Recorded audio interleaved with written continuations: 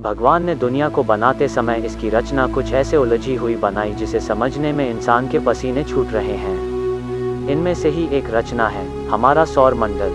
जब भी हम रात को आकाश में देखते हैं हमें नजर आते हैं आकाश में टिमटिमाते तारे जो हमसे लाखों करोड़ों प्रकाश वर्ष दूर हैं। सबसे नज़दीकी चीज़ जो हम देखते हैं वो है हमारा चंद्रमा जो पृथ्वी का उपग्रह सैटेलाइट है। कभी कभी हम हमारे सौर मंडल में स्थित कुछ ग्रह देखते हैं, लेकिन हम में से कुछ ही उन्हें पहचान पाते हैं। क्या आप उन कुछ लोगों में से हैं? आज के मानव ने ऐसे ग्रहों को ढूंढना शुरू किया है जिसमें पृथ्वी की तरह जीवन पनप रहा है या फिर जीवन की कोई संभावना हो।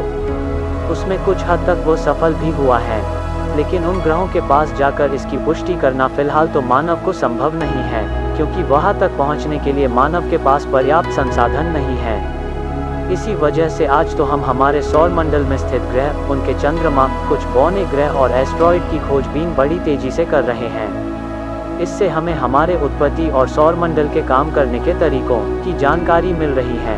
अगर आप हमारे सौर मंडल और इसमें स्थित ग्रह, उनके चंद्रमा, कुछ बौने ग्रह और एस्ट्रॉइड की जानकारी पाना चाहते हैं तो इस वीडियो को पूरा देखिएगा।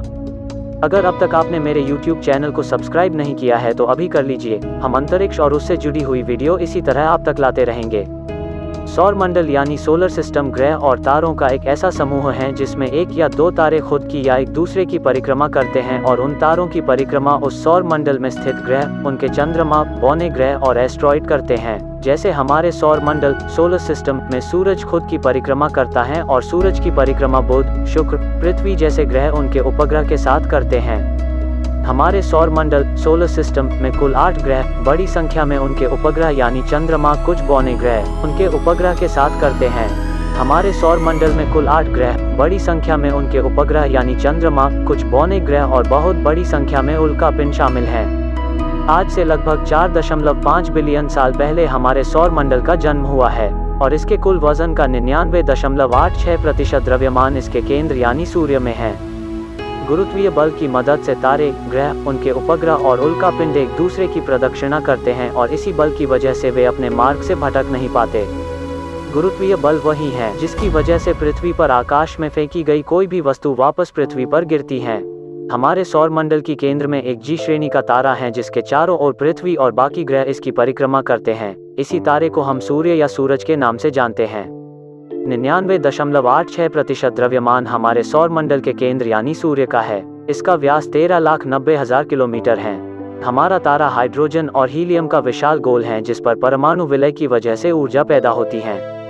यही हमारे सौर मंडल का एकमात्र ऊर्जा का स्रोत है। हमारे सौर मंडल में कुल 8 ग्रह हैं और साथ में कुछ बौने ग्रह भी हैं, जिनके नाम सूरज से सौर मंडल की बाहरी ओर जाते हुए कुछ ऐसे हैं: बुध, शुक्र, पृथ्वी, मंगल, बृहस्पति, शनि, अरुण और वरुण। अभी हम एक एक कर इन सब की जानकारी लेते हैं। बुध, मर्क्यूरी, हमारे सूर्य के सबसे नजदीकी ग्रह हैं और वो इस सौर मंडल का सबसे छोटा ग्रह भी है, जिसे सूर्य की एक परिक्रमा करने में 88 दिन का समय लगता है।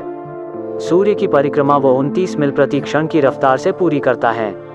बुध ग्रह का व्यास 4,880 किलोमीटर का है। यह एक स्थलीय ग्रह है जो लोहे और जस्त धातु से बना है। इसके पास उसका एक भी उपग्रह नहीं है। सूर्य के सबसे पास होने की वजह से इस ग्रह का तापमान 430 डिग्री है और रात में यही -173 डिग्री तक नीचे आता है। सौर मंडल में दूसरा और आकार के हिसाब से छठवां ग्रह है शुक्र। इस ग्रह का कुल व्यास है 12,103 किलोमीटर का और यह भी एक स्थलीय ग्रह है। इस ग्रह का तापमान 464 डिग्री है। यह सूर्य से दूसरा ग्रह होने के बावजूद भी इसका तापमान सौर मंडल में बाकी ग्रहों में सबसे अधिक है। यह 224.7 दिन में सूर्य की एक परिक्रमा पूरी करता है। इस ग्रह को पृथ्वी की बहन भी कहा जाता है क्योंकि इसकी बनावट लगभग पृथ्वी जैसी ही है। हमारे सौर मंडल में तीसरा ग्रह है पृथ्वी। यह एक स्थलीय ग्रह है और सौर मंडल सोलर सिस्टम में एक में वैसा ग्रह है जिस पर जीवन है। पृथ्वी के बारे में मनुष्य को बाकी ग्रहों में सबसे ज्यादा जानकारी है क्योंकि हम यहीं पर रहते हैं। पृथ्वी के पास इसका एक उपग्रह है जिसे हम चंद्रमा के नाम से जानते हैं।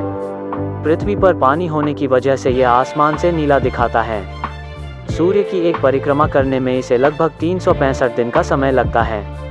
पृथ्वी का व्यास 12,756 किलोमीटर का है। हमारे सौर मंडल का आखिरी स्थलीय ग्रह है मंगल। इस ग्रह को लाल ग्रह, रेड प्लैनेट के नाम से भी जाना जाता है। मंगल पर काफी मात्रा में आयरन मिनरल्स हैं जो इस ग्रह को लाल रंग देते हैं। हमारे ग्रह को सूर्य की परिक्रमा पूरी करने में 687 दिन का समय लगता है। इस ग्रह पर स्थितियां लगभग पृथ्वी जैसे ही है। यह पर एक दिन 24 घंटों का होता है और साथ में पृथ्वी की तरह ही मौसम बदलते रहते हैं। ऐसा माना जाता है कि मानव अगर दूसरे ग्रह पर बस्ती बसाए तो पहला ग्रह मंगल ही होगा। मंगल ग्रह के पास कुल 2 उपग्रह हैं। सौरमंडल का 5वां ग्रह और आकार के हिसाब से सबसे बड़ा ग्रह है बृहस्पति जुपिटर। यह एक गैसीय ग्रह है जो गैस तथा अन्य तरल पदार्थ से बना हुआ है। इसका व्यास 1,42,984 किलोमीटर का है। इस ग्रह पर हाइड्रोजन की मात्रा सबसे अधिक है। जुपिटर प्लेनेट के पास 79 मून है। हमारे सूर्यमंडल का दूसरा सबसे बड़ा और 6वें स्थान का ग्रह है शनि सैटर्न।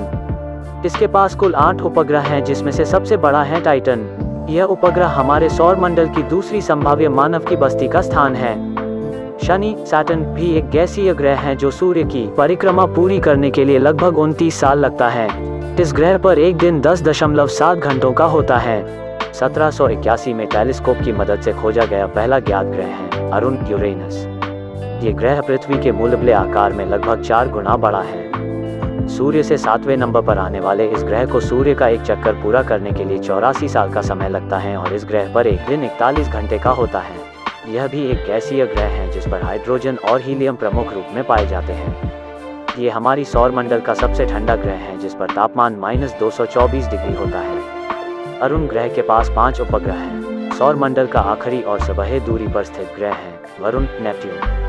सबसे दूरी पर होने के कारण इसे सूर्य की एक परिक्रमा पूरी करने में भी सबसे अधिक समय लगाता है। 165 साल में यह एक बार सूर्य की प्रदक्षिणा पूरी करता है। पृथ्वी की चौड़ाई के 4 गुना अधिक चौड़ाई इस ग्रह की है। ये भी एक गैसीय ग्रह है। वरुण ग्रह के पास एक उपग्रह है। इन सब ग्रहों के अलावा कई ऐसे बौने ग्रह भी हैं जो सूर्य की परिक्रमा करते हैं, जिनमें से एक है प्लूटो। कुछ साल पहले तक प्लूटो तो एक ग्रह का दर्जा दिया जाता था, लेकिन आधुनिक विज्ञान से जब इन सब ग्रहों का विश्लेषण किया तब पाया कि प्लूटो का आकार मानव के अंदाजे से बहुत ही छोटा है और तब से इसे एक बौने ग्रह का दर्जा दिया गया। हमारे इस सौरमंडल में मंगल और बृहस्पति ग्रह के बीच में एस्ट्रॉइड बेल्ट नामक क्षेत्र है जहां पर लाखों की तादाद में एस्ट्रॉइड सूर्य की परिक्रमा कर रहे हैं। इनमें सिरिस नाम का एक बौना ग्रह और कुछ क्षुद्र ग्रह भी हैं। हालांकि इसका अब तक पूरी तरह से अध्ययन नहीं किया गया है। संभावना ये भी है कि शायद इस एस्ट्रॉइड बेल्ट में हमें कुछ और बौने और क्षुद्र ग्रह मिल जाए। तो आज के लिए बस इतना ही। हम आपसे मिलते हैं अपनी अगले वीडियो में। तब तक के लिए हमारे वीडियो को लाइक कीजिए और अपने दोस्तों में शेयर कीजिए। धन्यवाद।